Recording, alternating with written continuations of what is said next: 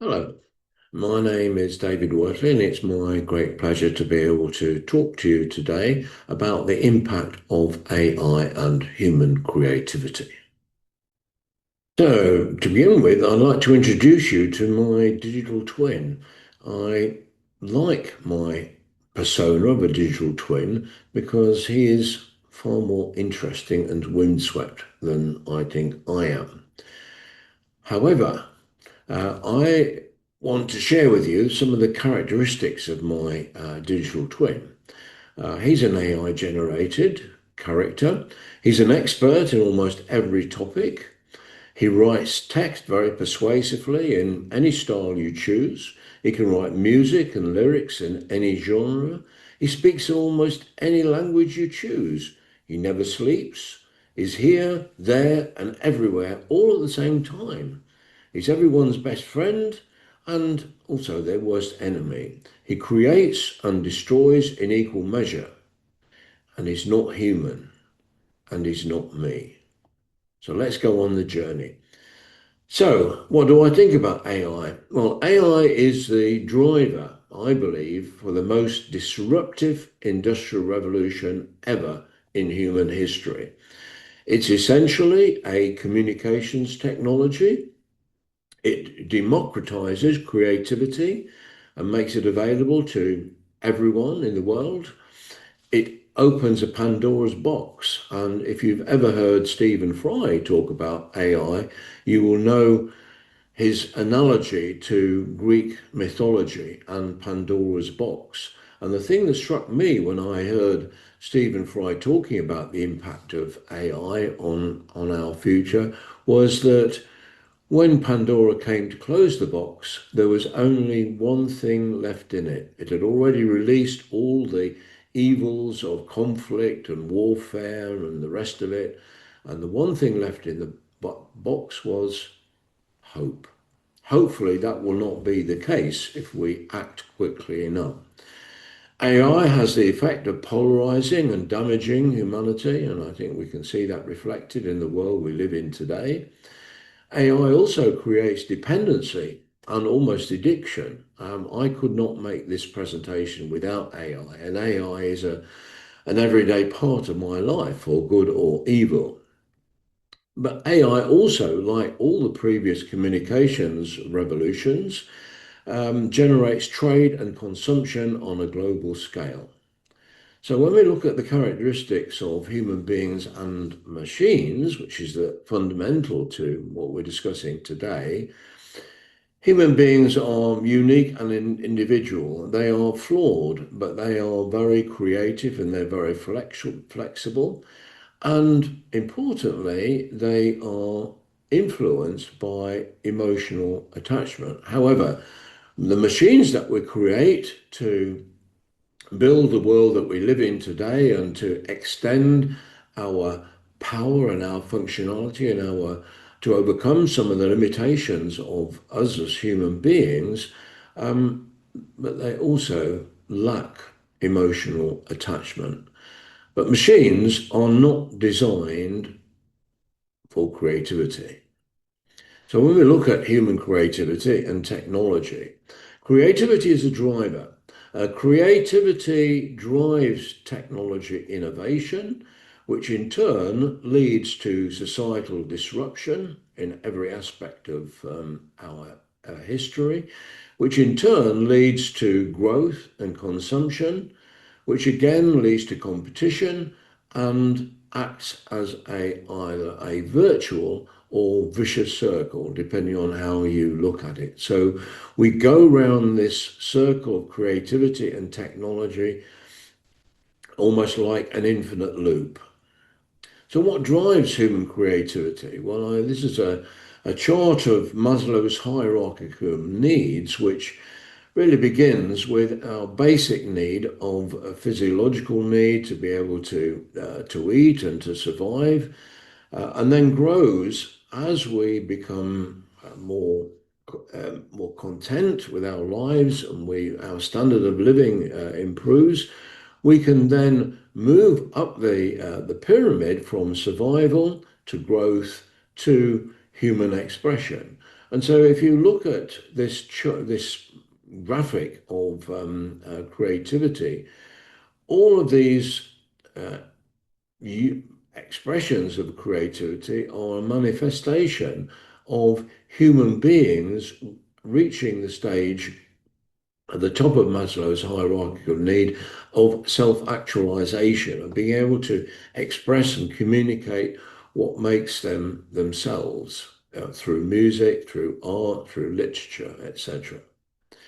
Now, going back to industrial revolutions and why AI, I think, is the fifth industrial revolution and most disruptive of all of them. If we look at the first industrial revolution, which has many parallels with today, it was the birth of mechanization, but it had the effect of destroying a human craft industry and led to revolutionaries like Ned Ludd, which is where the expression Luddites come from, leading a rebellion against these machines, which were destroying the lives of craft workers in the weaving profession. It led to executions. It led to the armour being brought out to stop Luddites from this development.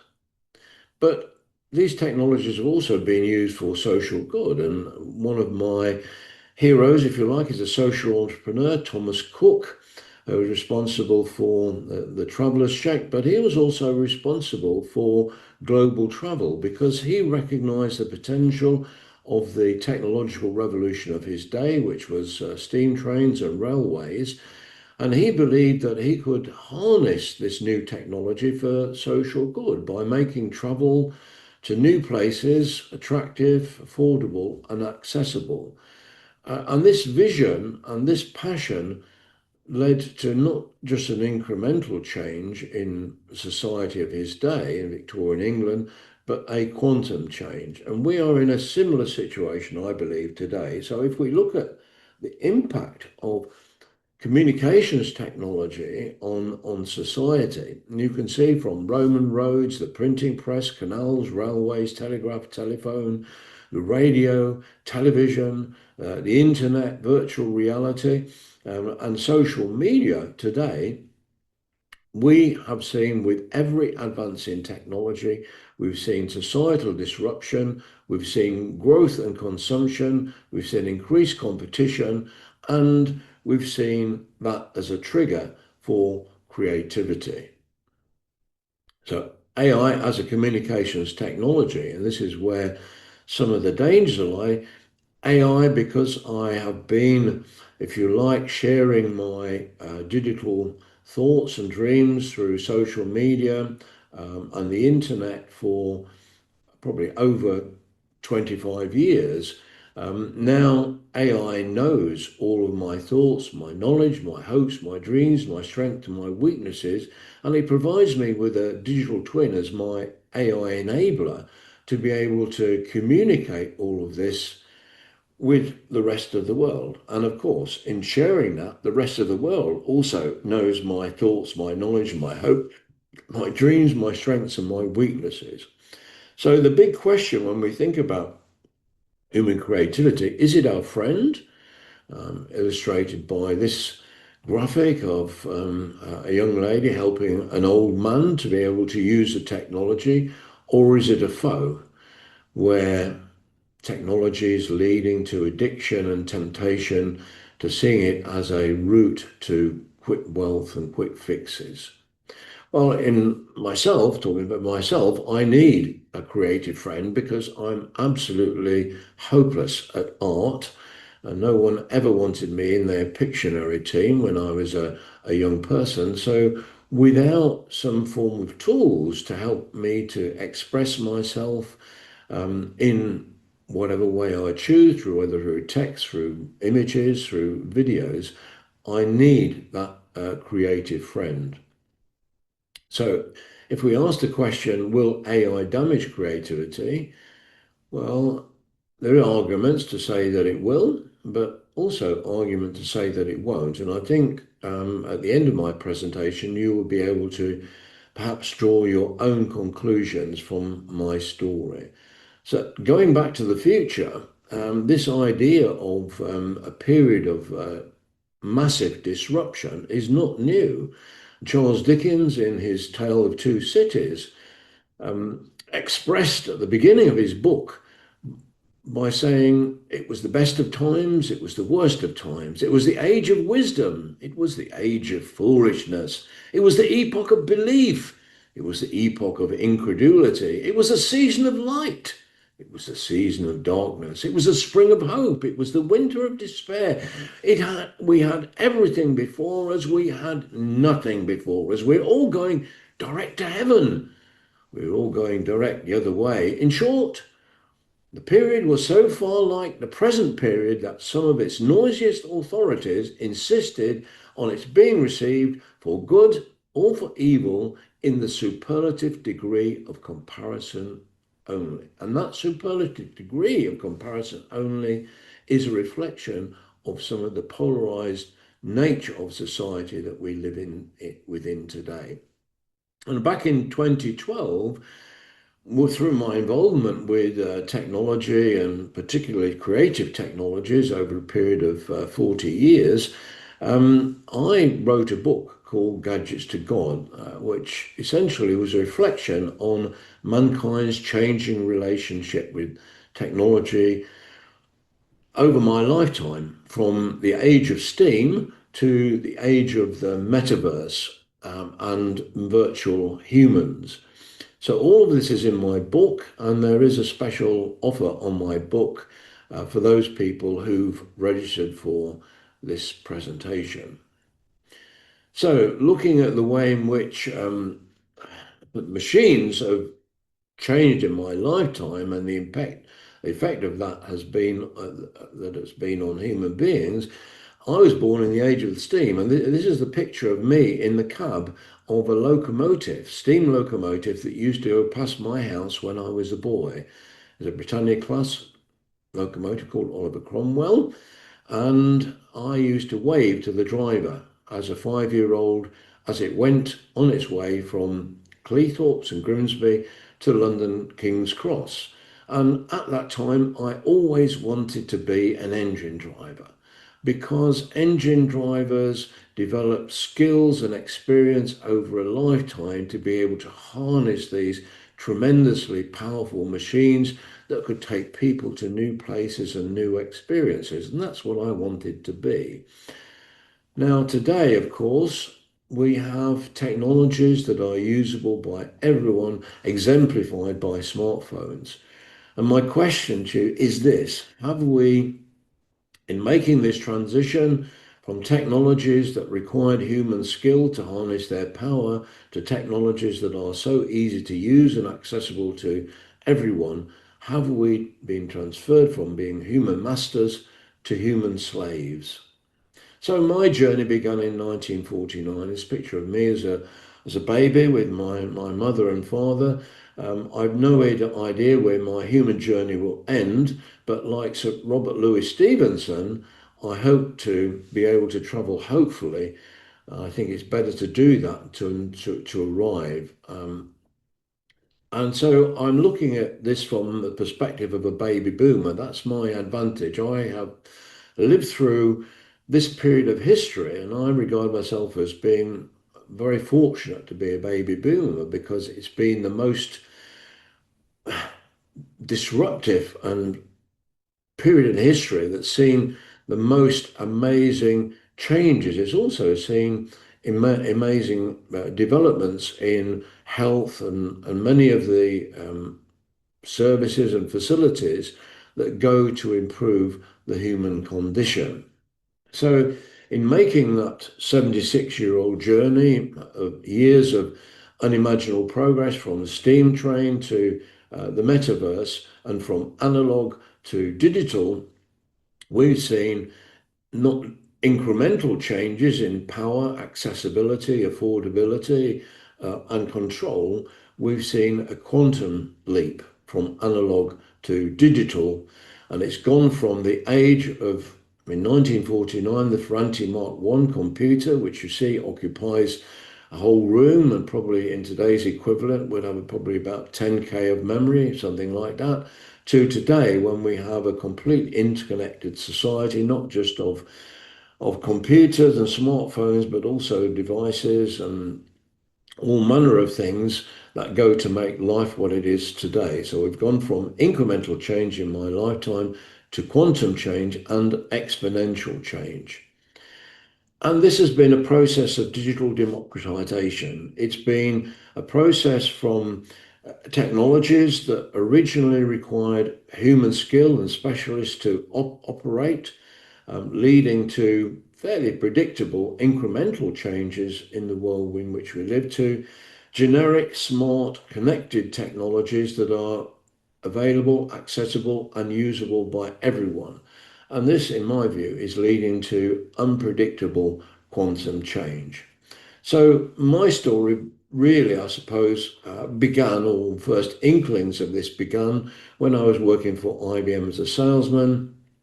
And I began in 1979 selling computers like the IBM System 32, which is the box on the left-hand side, maximum size of 32K of memory and 27 megabytes Winchester disk drive. And essentially, it was a glorified calculator and record store. When I left IBM in 1984 to start my own business, I invested in an IBM PC at £3,000 with a monochrome screen, two floppy disk drives, and 640K of memory. But it was my time in IBM that gave me the inkling that these computers, desktop computers, would evolve to allow human beings to be able to have competitive advantage through the ability that these machines provided to communicate with other human beings. And it's led over a period of 41 years in creative communications technology to my digital twin that you see on the right hand side. But when I began in 1984 and first got the idea that technology could be used creatively, it began with a color screen on my IBM PC and a program called Execuvision, which had clip art that could produce graphics like you see on the left with an amazing resolution of 320 pixels by 200 pixels in a maximum of 4 colors. But from these screens, I could make 35mm slides for business presentations. And all of this was before Microsoft Windows was born. So that was the start of my journey. And of course, today we've seen amazing developments. And this little video clip is an illustration of the advances that we've made. And it's a clip of a presentation made by a friend of mine, Alessandro Anoni, who is the president of the International Symposium of Digital Earth and a passionate campaigner for climate change and sensible use of technology. And Alessandro gave me permission to use technology to clone his voice and enable him to make the presentation in multiple languages with his own voice with subtitles. So this is Alessandro Anoni with a multiplicity of languages, but in his own voice. In 1992, US Vice President Al Gore wrote the book Earth in the Balance, and the key message was that people should be informed about the dangers of pollution. Nel 1992 Al Gore, vicepresidente degli USA, scrisse Earth in the Balance. Il messaggio chiave era che la popolazione deve essere informata sui pericoli dell'inquinamento, del riscaldamento. 2002年，美国副总统阿尔戈尔写了一本书《地球在平衡中》。主要观点是人们应该理解污染、全球变暖和其他地。V roce 1992 napsal americký viceprezident Al Gore knihu Země v rovnováze a klíčovým poselstvím bylo, že lidé by měli být informováni o nebezpečích znečištění globální. У 1992 році віце-президент США Ал Гор написав книгу «Земля в рівновазі». Він запропонував глобальний план Маршалла. So AI has enabled Alessandro to be able to speak in his own voice in multiple languages with subtitles. And that's the extent of some of the transitions that AI has enabled human beings to make in the period of my lifetime. So AI is a paradox. AI is my best friend because it enables me to be or express my creativity through words, pictures, images, and even music, as you'll hear at the end of my presentation. But it is also potentially a worst enemy because everyone has access to these kinds of tools. Everyone is being tempted by the opportunity to make money from the technologies that are available today. So, will AI damage creativity? I will show you that there are arguments that say it will damage creativity, but similarly, there are arguments that, in fact, it will stimulate creativity. So, what are the arguments? Well, on the yes side, there are studies that suggest that heavy reliance on the kind of tools that I use may weaken neural engagement and reduce critical thinking, memory, and originality via cognitive offloading. In other words, we are using creativity, machine creativity, to replace our own creativity. But the evidence for this is early, it's limited, and it's not conclusive. And this is evidence from a study by the MIT Media Lab in June 2025. But in a way, it's similar to the dangers that were put forward about the damages to human beings with home automation, things like the Hoover, washing machines, dishwashers, etc.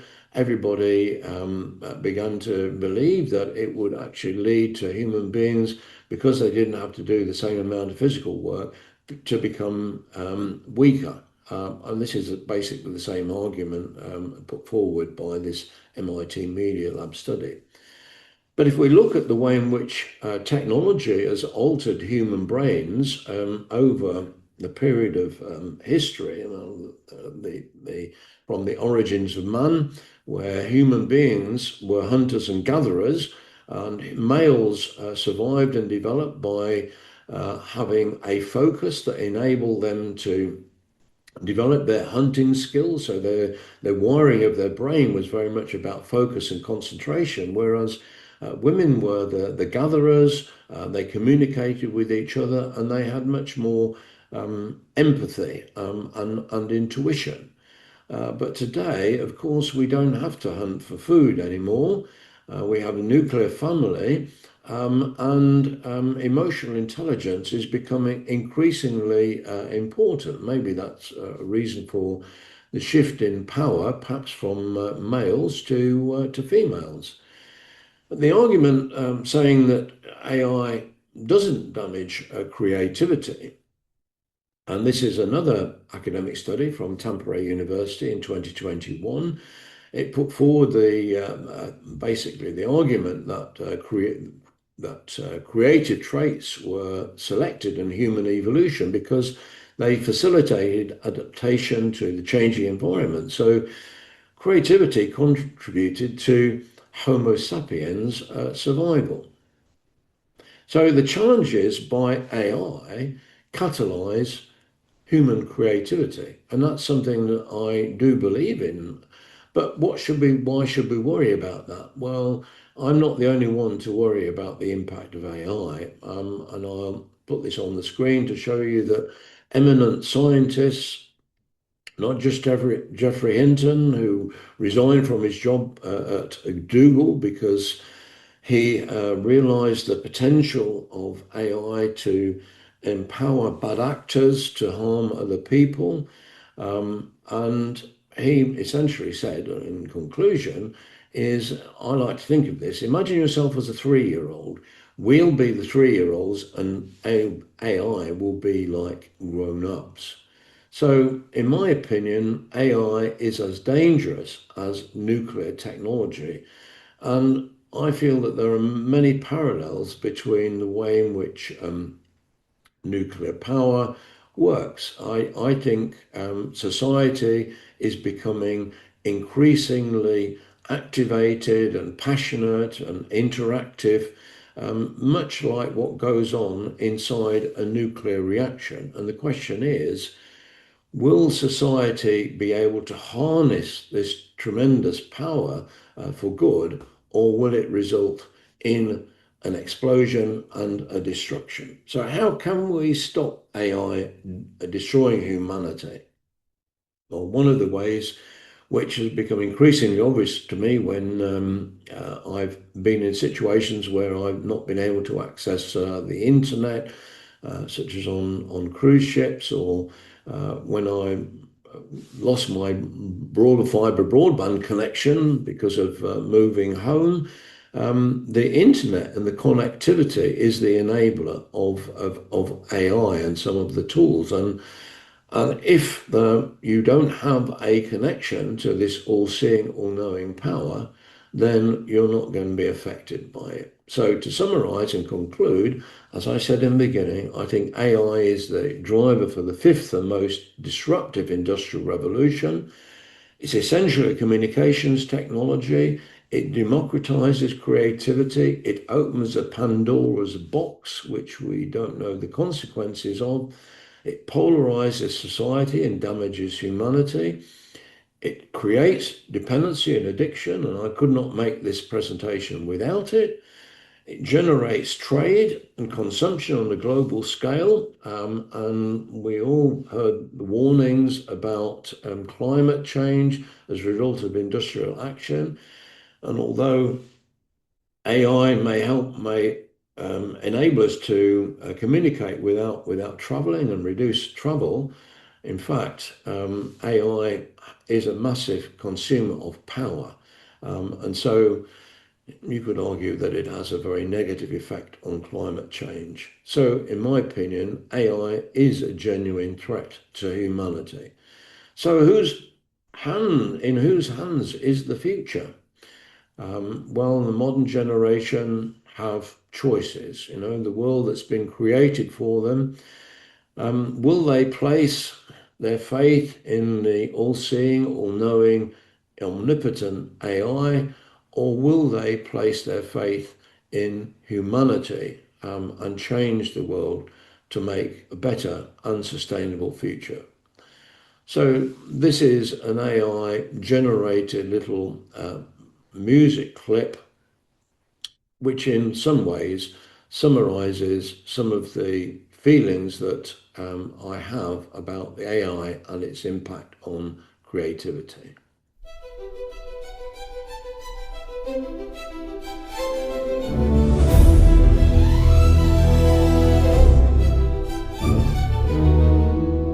As a child, I rode a dinosaur, but I never took a real one for a ride. Like all the other kids, I just had to sit and watch them do it. Maybe if I'd been born today. Oh, David, look at what you've become in this new age of AI. Not the only one. No, no, you've got to let them know there's more to this than the camera, more than the youth can understand.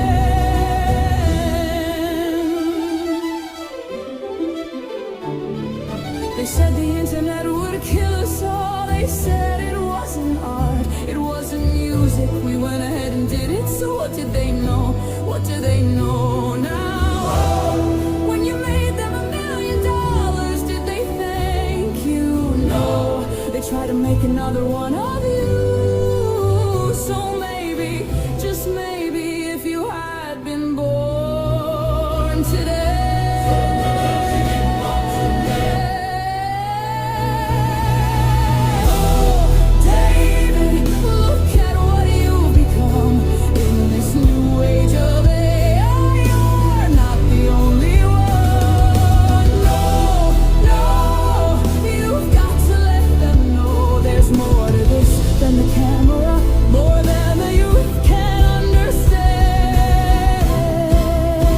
But now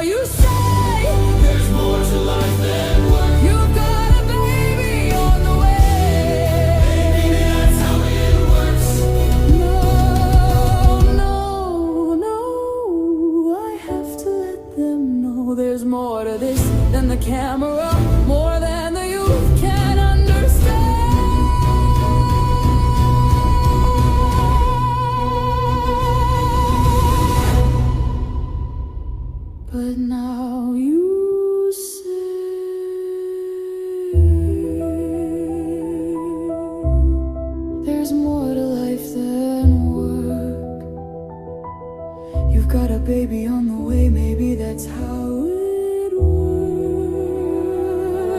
No, no, I have to let them know there's more to this than the camera, more than the youth can understand.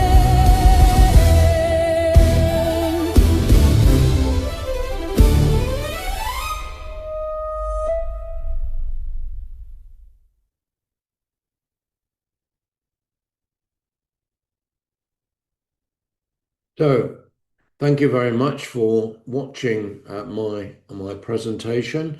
I hope you found it interesting and informative and thought-provoking. The question is, what can we do about it? Thank you.